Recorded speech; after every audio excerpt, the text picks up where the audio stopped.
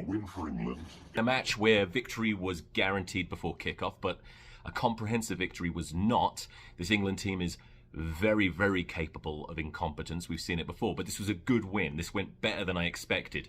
Most of the players looking really good, with a couple of exceptions. The most obvious one being the performance of Billy Vunipolla. Predictable, for me at least.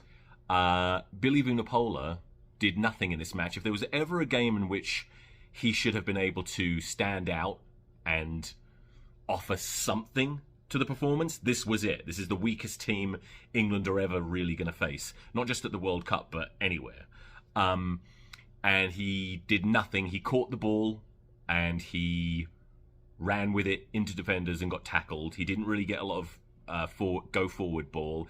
He didn't suck in defenders like he used to. This is the thing. Billy Vunipolla at one point was by far England's best player. But things change. He has not been that player for years. Same is true of his brother, Mako. He was once England's best player. Not anymore. Kyle Sinclair used to be England's best player in the build-up to the last World Cup. He's fallen way off, but not as badly as Billy Vunipolla. I've said this before on my podcast, so I'll say it again.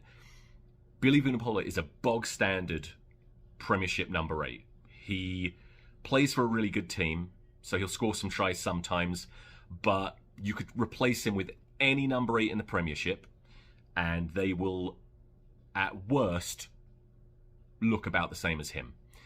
In this match, you could have traded him with any player in the Premiership. It wouldn't have hurt England. It might have helped. In fact, you could probably have traded him with the Chilean number 8, and it would have potentially helped us. Ben Earl came on with very little time. His very first carry was much better than anything Billy Vunipolla had produced. And, yeah, I'm just left scratching my head wondering why it is that Steve Borthwick, just like Eddie Jones, is fully on board the Billy Vunipolla hype train, which seems to think, hey, he needs to be there because he's done it before, okay? And look at his stats, he's really heavy. I don't get it. Will there ever be